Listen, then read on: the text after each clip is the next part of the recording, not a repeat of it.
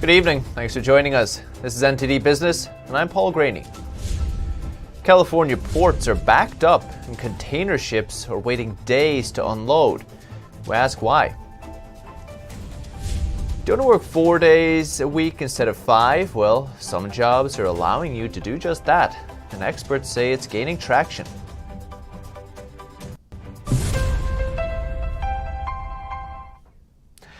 Airlines want to know if you've been vaccinated or not, so they're telling the Biden administration to make a vaccine passport.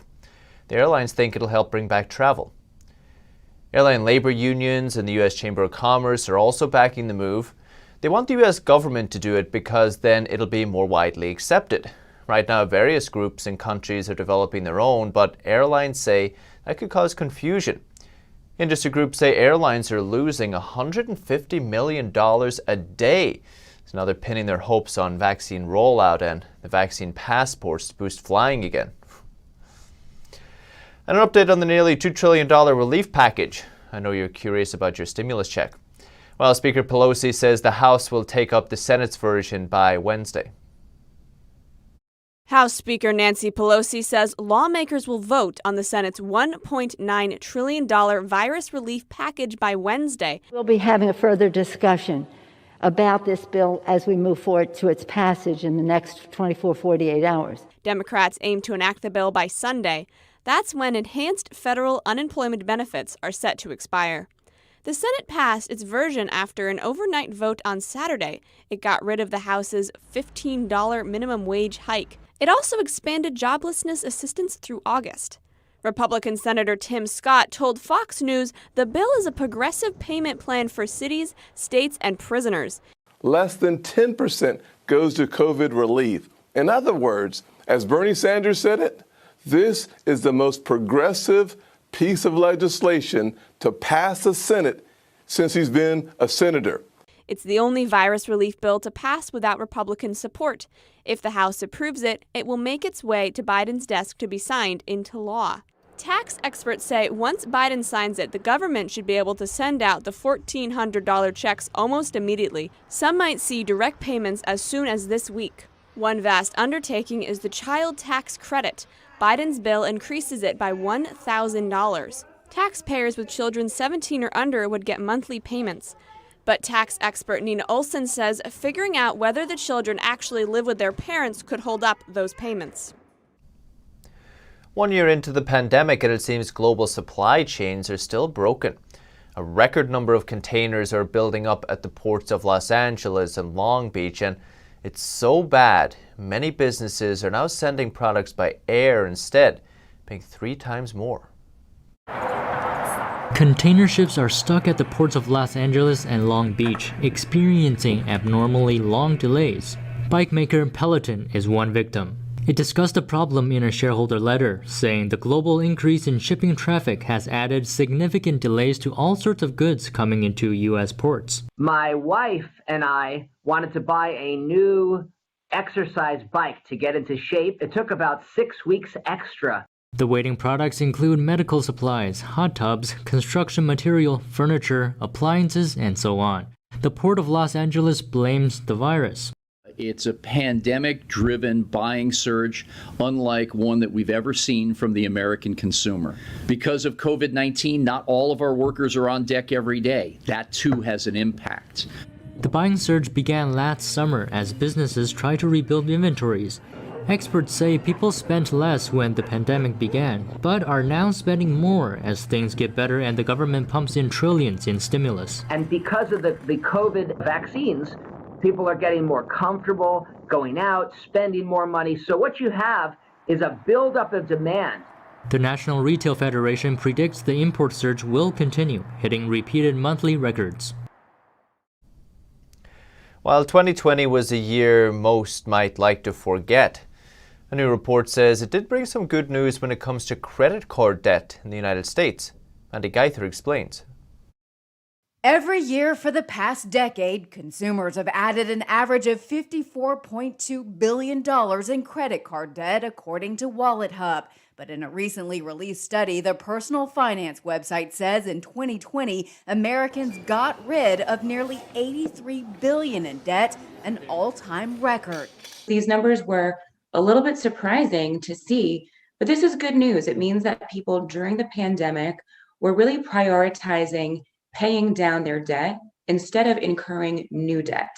But when it comes to 2021, experts don't expect that downward debt trend to continue. Based on our projections, we're probably looking at Americans to add another $50 billion to their total tab collectively by the end of the year, which is more on track by what we've seen for the last 10 years or so. Still working to pay off those credit cards, experts say to be aggressive. Say you have 2 credit cards that you really want to pay down. You want to put the most money on top of whatever it is that has either the highest interest rate, so maybe focus on paying off your most expensive debt first, or maybe the smallest balance, kind of looking at the snowball approach, where you're just paying off whatever you can so that you get one entire bill kind of out of your life. Mandy Gaither. Wallet Hub says the average household credit card balance was still more than $8,000 at the end of 2020. Cities and states are finally loosening restrictions and people are enjoying a taste of their old lives again. New Yorkers are going to movie theaters and people in San Francisco are dining indoors. Across the U.S., Americans are getting a taste of post-pandemic life. Over the past weekend, New Yorkers watched movies on the big screen. People in San Francisco dined indoors, and in Florida, spring breakers were out in full force. We love Miami. We out here. With cities and states loosening restrictions as new COVID-19 cases recede and the rollout of vaccines accelerates, people are enjoying a taste of their old lives again. It feels amazing. It feels really good. I'm excited. I decided to not work today and I just came to the theater. As soon as I read that movie theaters were open, I got a ticket literally 10 minutes later. He isn't the only one feeling upbeat. In just 1 month, the mood in the United States has rebounded from an 8-year low to the highest level recorded by Reuters Ipsos polls that date back to 2012. But amid the reopenings, it has not entirely been business as usual. San Francisco restaurants remain restricted to 25% capacity inside, Chicago at 50%, while in New York, movie houses opened last week to 25% capacity with no more than 50 people per screen, following state guidelines. Health officials warned that despite the rollbacks and the improvement in COVID cases, Americans should still be cautious and continue to wear masks. There's a new relief fund in New York City for taxi drivers struggling to stay in business. It'll help them handle crippling business loans. Drivers need a medallion to operate in the city and they cost hundreds of thousands of dollars. Many medallion owners are struggling and have asked for assistance from the city. I speak with them every day. I have heard the pain in their voices, that they have had to choose between making debt payments or providing their families with a roof over their heads and food on the table. The city has made $855 million in medallion sales in recent years, but their value has plummeted from over $1 million in 2013 to less than $200,000 now. Left thousands of drivers in debt. Uber and other ride-sharing services have also taken much of the blame. But critics also blame the city and lenders who pushed immigrant drivers into the risky loans. Hawaii may overtake California as the state with the highest income tax. Its Senate is considering a tax rate of 16% on people earning more than $200,000 a year. That would make it the highest in the nation. Currently, California has the highest rate of 13.3% for people making over $1 million. Hawaii has seen a sharp drop in tax revenue because of the hit to tourism, so now they're looking for other income sources. The bill also contains increases to the capital gains tax, corporate tax, and high-end real estate sales. They might need to raise the income tax even more for people starting working a 4-day working week. It's a new trend we're seeing across the country, and Evelyn Lee reports. What if you had a 3-day weekend? Some employers have been playing with the idea, and it seems like it's getting popular now. Companies like Unilever, Shake Shack, and Microsoft Japan have experimented with a shorter work week and reported good results. Julia Pollack, labor economist at ZipRecruiter, says that trend is gaining momentum. In a tightening labor market, employers have to pull out all the stops to expand their talent pools, and they have to appeal to semi-retirees and to parents who'd left the workforce to look after children and needed additional schedule flexibility. According to Pollack, this has become even more prevalent with the pandemic. While one aspect is to appeal to potential employees, companies also report better productivity. Microsoft says its experiment not only improved productivity by 40%, but also reduced electricity bills. They're no longer losing time, at the water cooler with, a lot of chatting and interruptions at the office and with unnecessary meetings. With better productivity and more time off, the software company Buffer says their employees experienced a better sense of work-life balance. Every Sunday night, I get this kind of pang of anxiety, like I haven't dealt with all the things that I needed to do on the weekend. According to Pollack, a 4-day work week helps her to be more relaxed and satisfied. And it might become more common in the future. The growth rate is very, very swift. It was about 10, 12, 13, 14, 15 jobs per 10,000 in 2015, 2016, 2017. It gradually rose to about 40 jobs in 10,000 in 2019. It's now gone up to around 60 jobs in 10,000. So there's a very, very, very steep growth rate, but off a very low base. But critics say a shorter work week isn't feasible for all companies. A Utah study was forced to close because of poor customer satisfaction after multiple complaints about not being able to access government services on Fridays. Evelyn Lee, NTD News. Stocks rallied on Tuesday with the Nasdaq recouping those heavy losses from yesterday. The Dow rose 30 points, 0.1%. S&P 500 gained 54 points, or 1.42%. The Nasdaq added 465 points, or 3.69%. Tesla jumped the most in almost a year. Amazon, Microsoft all posted the biggest single-day gains in 5 weeks. GameStop also rallied, building on Monday's gain, and 10-year Treasury note yields eased a little to about 1.5%. And afraid that rising yields will hamper the economic recovery, the European Central Bank is stepping up the pace of its bond buying.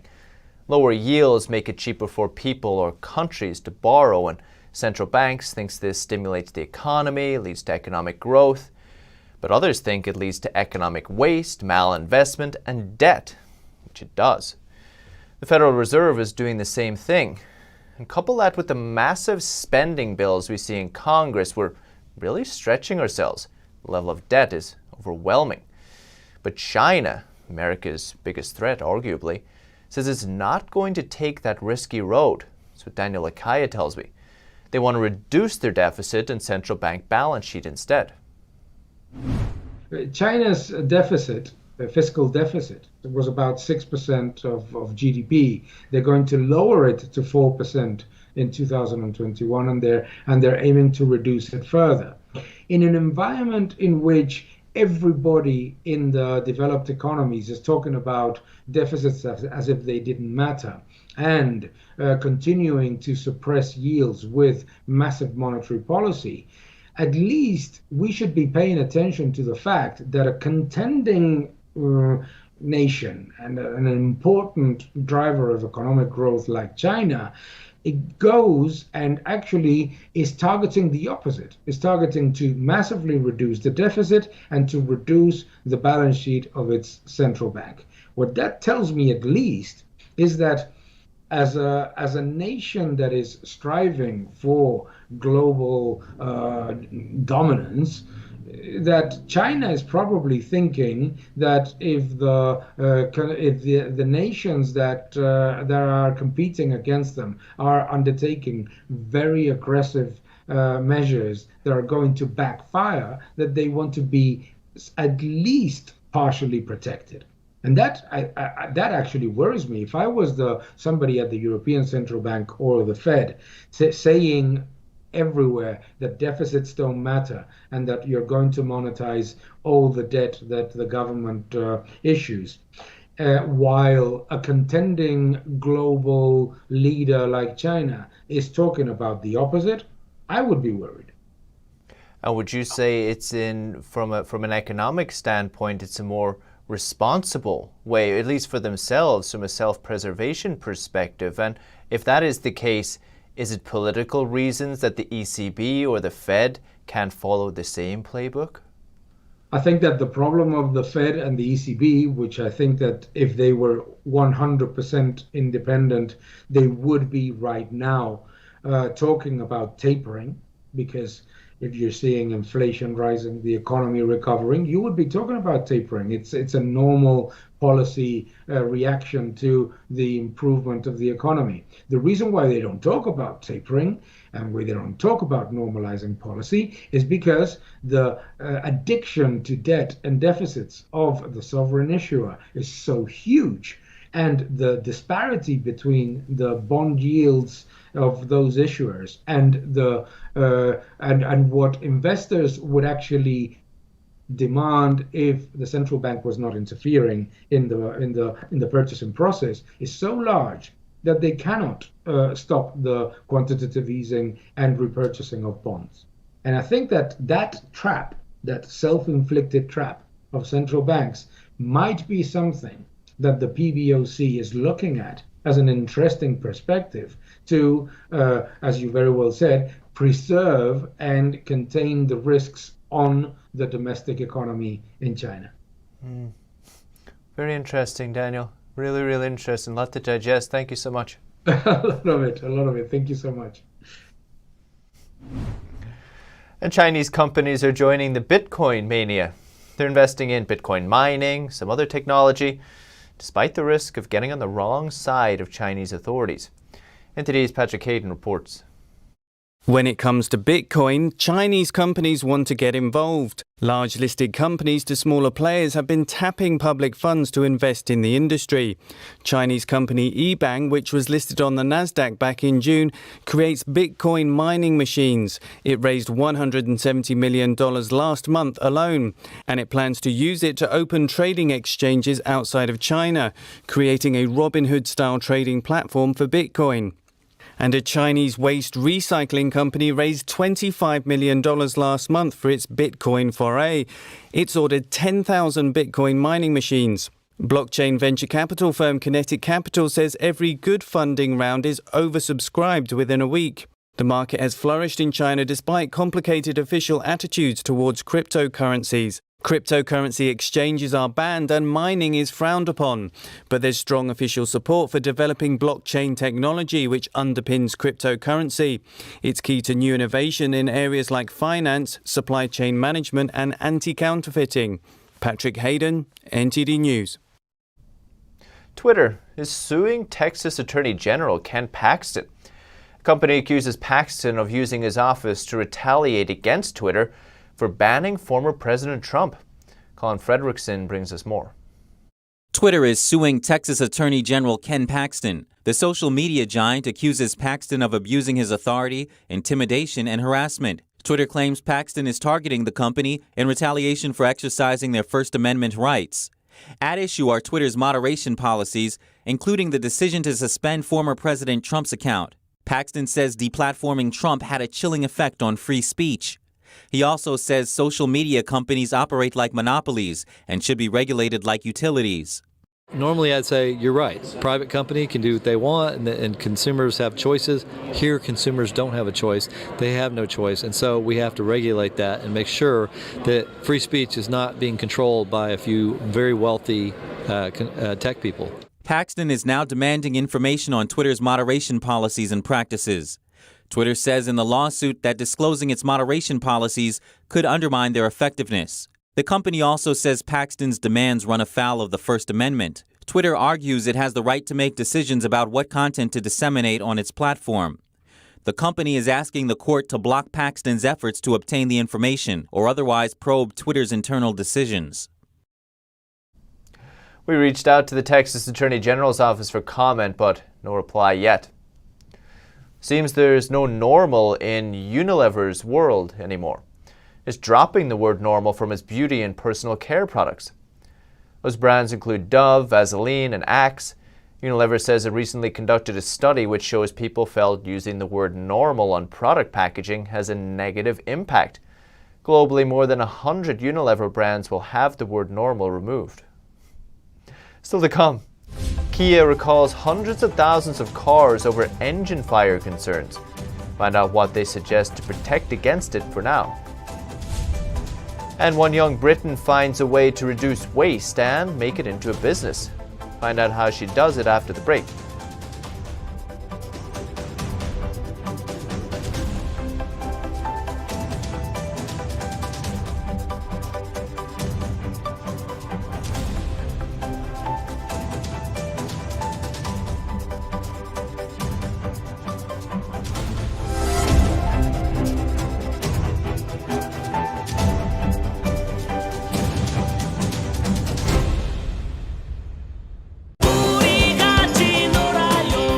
유치원 폐쇄 명령서입니다. 전 폐쇄 명령 받아들일 수 없습니다. 유치원 폐쇄 명령이라. 좀 들어간 건 어떻게 됐어? 도저히 방법이 없대? 정일도 사장님을 대신해서 제가 대신 말씀드리면 안 되겠습니까?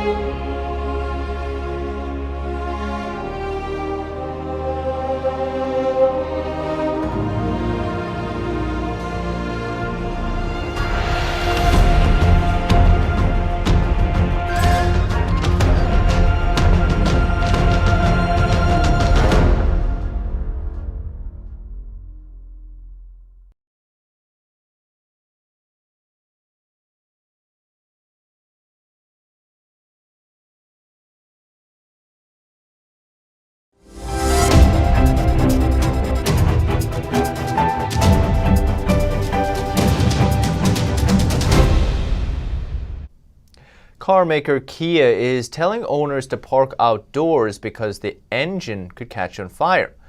It's recalling nearly 380,000 vehicles. That includes Sportage SUVs built between 2017 and 2021 and cadenza sedans built between 2017 through 2019. Kia says a short circuit in the brake control unit can cause excessive current and increase fire risk. If you have one of the affected vehicles, you should park it away from buildings until repairs are made. If you see warning lights on your dashboard, smell a burning or melting odor, it could be a sign of the problem. Kia will notify owners starting April 30th, and dealers will replace fuses in the electrical junction box to fix the problem. Steak 'n Shake is shaking things up. The quick service restaurant is becoming a self-service restaurant once the pandemic ends. Steak 'n Shake's parent company says it'll install self-serve kiosks in dining rooms. That'll allow customers to place and pick up their own orders. His parent company says renovations and equipment will cost each restaurant about $100,000 to $200,000. Says the new self-service model has been in the works for a while, but the pandemic sped up the timeline. And a London entrepreneur and recycling manager are among the growing number of people reshaping their lives to reduce waste. It's making a new market for zero-waste businesses that are springing up across the English capital. Maya Abouami has more. This is London's zero-waste top-up truck. It used to deliver morning milk to bleary-eyed Londoners. Now it's got a new lease of life as an electric-powered, package-free goods delivery truck. After being furloughed from her sales job in 2020, Ella Schoen used savings to start her new business delivering package-free food and household products around London in a former milk float. So the idea is essentially to make it easier for people to shop zero waste. So they make a booking and I bring it to them. They bring their containers outside, they tell their neighbours, the neighbours jump on board. We also kind of post our locations on our website, and so other people can kind of get involved and fill up in somewhere that's nearer them. Customers book a visit from the top-up truck online and then purchase goods such as lentils, pasta, olive oil and shampoo using their own containers. Sean is aiming to meet a demand which is rapidly growing. From a low base a decade ago, the market for unpackaged bulk goods could hit $1.5 billion by 2030 in the European Union, according to a report by Zero Waste Europe. The average UK household struggles to recycle even half of its waste. But recycling manager Andrew Zabala is just one of a growing number of Londoners who are reshaping their lives to reduce waste. He now manages to fit a month's worth of non-recyclable waste into a jam jar. This is my laundry liquid bottle that I've used over the last 3 years. So I probably saved about 30 bottles in 3 years. Not many bottles, but if you times it by number of households that could do this, we could save billions of plastic bottles a year just by having a refill attitude to shopping. So recycling is good, but refilling is much better and reusing is much better. As the zero waste movement gains popularity in the UK capital, Ella Schoen is planning a crowdfunding campaign to grow her top-up truck business and hopes her work will inspire even more people to go as waste-free as possible. That's the latest business updates for today, but you can still catch NTD Evening News at 6:30 p.m. Eastern. For NTD Business, that's all for today. Thank you for watching. We'll see you tomorrow.